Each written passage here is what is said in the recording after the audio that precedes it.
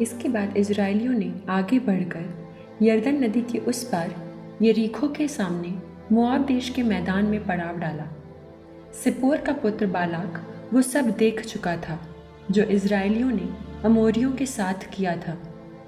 मोआब भयभीत हो गया क्योंकि इजरायलियों की संख्या बहुत अधिक थी। इजरायलियों को देखकर मोआबियों में आतंक फैल गया। इसलिए मोआबियों ने मिद्यानियों के नेताओं से कहा, अब ये विशाल जनसमूह हमारे आसपास की सब चीज़ों को वैसे ही चाट जाएगा जैसे बैल खेत की हरी घास चट कर जाता है। उस समय सिप्पोर का पुत्र बालाक मोआबियों का राजा था। उसने अपनी जन्मभूमि के पतोर नामक स्थान को, जो फरात नदी के तट पर है, दूत भेजकर बओर के पुत्र बिलआम से कहलवाया, मिस्र देश से एक जाति आई है, वो सारे प्रदेश पर छा गई है और मेरे सीमांतों तक पहुंची है। आप आइए और उस जाति को शाप दीजिए क्योंकि वो मुझसे अधिक शक्तिशाली है। संभव है मैं इसके बाद उसको पराजित कर देश से निकालने में समर्थ हो जाऊंगा। मैं जानता हूँ कि आप जिसे आशीर्वाद देते हैं उसका कल्याण होता है और जिसे शाप देते हैं उस पर विपत्तियाँ आ पड़ती हैं। इस पर मोआबियों और मिद्यानियों के नेता भविष्यवाणी का शुल्क लेकर रवाना हुए।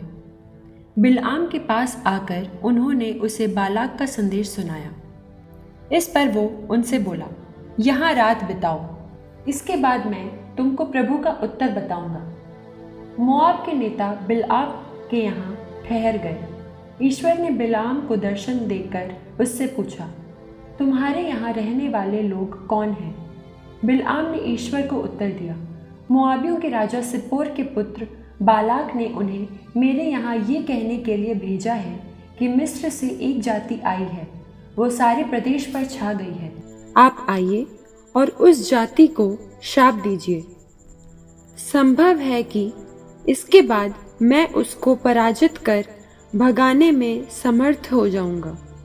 इस पर ईश्वर ने बिलआम से कहा, तुम इनके साथ नहीं जाओ और उस जाति को शाप मत दो क्योंकि वो जाति धन्य है। सवेरे उठने पर बिलआम ने बालाक के नेताओं को ये संदेश दिया, अपने देश लौट जाओ क्योंकि प्रभु ने मुझे तुम्हारे साथ जाने की अनुमति नहीं दी। इस पर मोआबी नेता चले गए। बालाक के पास पहुंचने पर वे उससे बोले, बिलआम ने हमारे साथ आना अस्वीकार किया। इस पर बालाक ने फिर नेताओं को भेजा जो पहले नेताओं से अधिक प्रतिष्ठित और संख्या में अधिक थे। बिलआम के यहाँ पहुंचकर वे उससे बोले, सिप्पोर का पुत्र बालाक आपसे ये कहता है कि मेरे यहाँ आना अस्वीकार न कीजिए।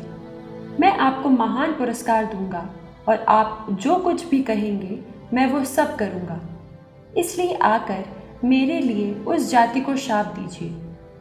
बिलआम ने बालाक के लोगों को उत्तर देते हुए कहा, यदि बालाक मुझे अपने महल का सारा सोना चांदी भी दे तो भी मैं किसी भी तरह प्रभु के आदेश का उल्लंघन नहीं कर सकता। एक रात मेरे यहाँ ठहरो, मैं पता लगाता हूँ कि प्रभु की आज्ञा क्या है। रात को ईश्वर ने बिलआम को दर्शन देकर उससे कहा, यदि ये लोग तुम्हें ले जाने के लिए आए हों तो इनके साथ चले जाओ, परंतु तुम वही कहोगे जिसकी मैं तुम्हें आज्ञा दूंगा। दूसरे दिन सवेरे उठकर बिलआम ने अपनी गधी कसी और मोआबी नेताओं के साथ चल पड़ा। तब प्रभु को क्रोध हुआ क्योंकि वो उनके साथ चला गया। प्रभु का दूत उसे रोकने के लिए रास्ते में खड़ा हो गया।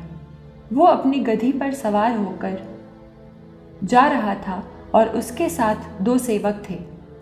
जब गधी ने प्रभु के दूत को रास्ते में तलवार खींचे खड़ा देखा तब गधी रास्ते से मुड़कर खेत होकर आगे बढ़ी।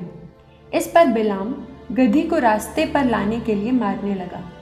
तब प्रभु का दूत दाखबारियों के बीच के संकरे मार्ग पर खड़ा हो गया जहां दोनों तरफ दीवारें थीं। प्रभु के दूत को देखकर गधी ने दीवार से सटकर निकलना चाहा। उसने बिलआम का पैर दीवार से टकरा दिया, इसलिए उसने उसे फिर मारा। अब प्रभु का दूत कुछ आगे जाकर एक ऐसे संकरे स्थान पर खड़ा हो गया जहां ना तो दाहिनी ओर से निकलने की जगह थी और न बाईं ओर। जब उस गधी ने प्रभु के दूत को देखा तब वो बिलआम के नीचे बैठ गई। इससे बिलआम को बड़ा क्रोध आया और उसने गधी को लाठी से मारा। इस पर प्रभु ने उस गधी को वाणी दी और वो बिलआम से कहने लगी, मैंने तुम्हारा क्या बिगाड़ा है जो तुमने मुझे 3 बार मारा है?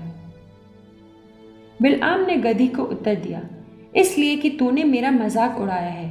यदि मेरे हाथ में तलवार होती तो मैं तुझे निश्चय ही मार डालता।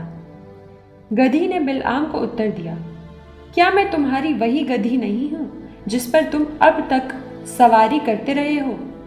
क्या मैंने पहले कभी तुम्हारे साथ ऐसा किया था? उसने उत्तर दिया, नहीं।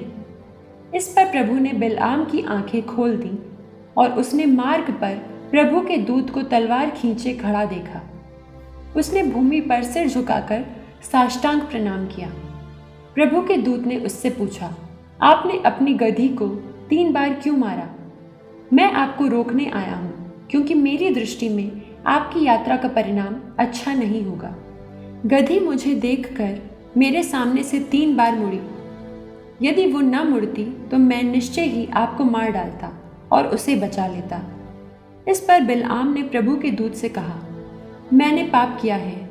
मुझे पता नहीं था कि आप मेरे सामने रास्ते पर खड़े हैं। यदि ये यात्रा आपको पसंद नहीं है तो मैं वापस जाने को तैयार हूँ। परंतु प्रभु के दूत ने बिलआम से कहा, आप इन लोगों के साथ आगे बढ़ें, लेकिन जो मैं बताऊंगा आप वही कहेंगे। इसके बाद बिलआम बालाक के नेताओं के साथ आगे बढ़ा।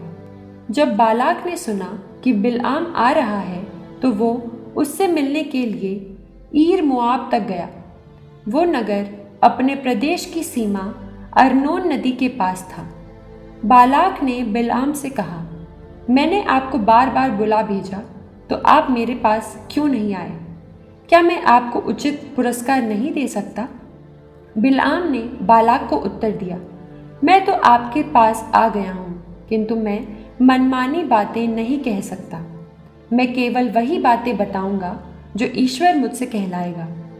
इसके बाद बिलआम बालाक के साथ चल पड़ा और वे किरियत हुसोत पहुंचे। वहां बालाक ने बछड़ों और भेड़ों की बलि चढ़ाई और बिलआम और उसके साथ के नेताओं को उनका प्रसाद भेजा। दूसरे दिन सवेरे बालाक बिलआम को अपने साथ लेकर बामोत बाल के ऊपर गया, जहां से वो इजरायलियों के शिविर का एक भाग देख सकता था।